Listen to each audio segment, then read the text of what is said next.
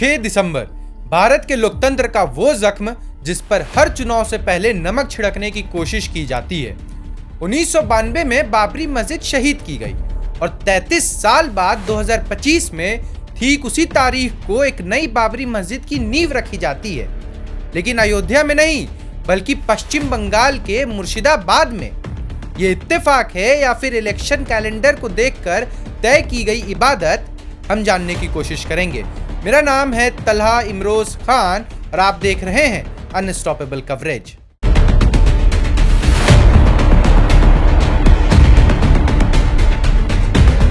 मुझे कोई गम नहीं इस बात का और ढांचे के टूटने का न मुझे कोई खेद है, न कोई पश्चाताप है, न कोई प्रायश्चित है। तो इसका मतलब no regret, no repentance, no sorrow, no grief. Because a section of car savers, they went out of control and they did something which was not to be done. सवाल ये नहीं है कि मस्जिद क्यों बन रही है, सवाल ये है कि 6 दिसंबर ही क्यों, बाबरी ही क्यों, मुर्शिदाबाद ही क्यों और चुनाव से ठीक पहले ही क्यों।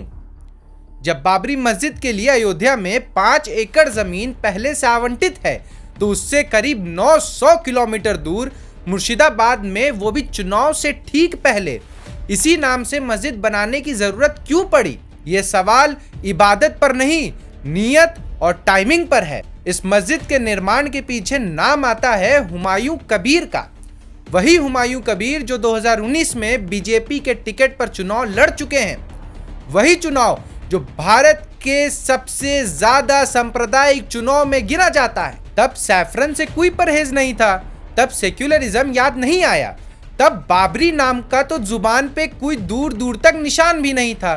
फिर हुमायूं कबीर पहुंचे टीएमसी यानी तृणमूल कांग्रेस, और जैसे ही बाबरी मस्जिद बनाने का ऐलान हुआ टीएमसी ने उनसे दूरी बना ली और उन्हें पार्टी से निष्कासित कर दिया। इसके बाद क्या हुआ? नई पार्टी, नई पहचान और वही पुरानी आजमाई हुई ध्रुवीकरण की राजनीति। इतिहास गवाह है, बाबर के दौर में मंदिर तोड़े गए, आक्रमण हुए और धार्मिक स्थलों को निशाना बनाया गया। यही वजह है कि बाबरी नाम आज भी सदियों पुरानी पीड़ा को कुरेद देता है। जब जख्म भरने चाहिए थे तो उन्हें फिर से छेड़ने की जरूरत क्यों पड़ी? किसी ऐसे नाम की जरूरत क्या है जो एक समुदाय के लिए दर्द और अपमान की याद है? ये बताने की कोशिश है कि हम अमन नहीं टकराव चाहते हैं, और जब टकराव पैदा किया जाता है तो फायदा ना मजहब का होता है ना मुल्क का, फायदा होता है सिर्फ और सिर्फ सियासत का। अगर मस्जिद बनानी ही थी तो अल्लाह के नाम पर बनाते, वली अल्लाह के नाम पर बनाते, रसूल अल्लाह के नाम पर बनाते, लेकिन नाम बाबरी ही क्यों?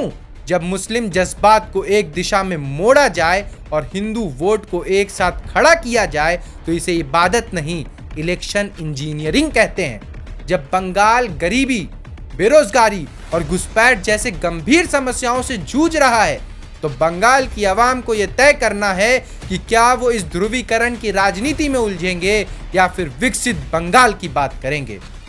आप हमें कमेंट बॉक्स में बताएं, क्या ये सिर्फ एक इत्तेफाक है या फिर एक सोची समझी प्लान्ड नैरेटिव। बहुत बहुत शुक्रिया।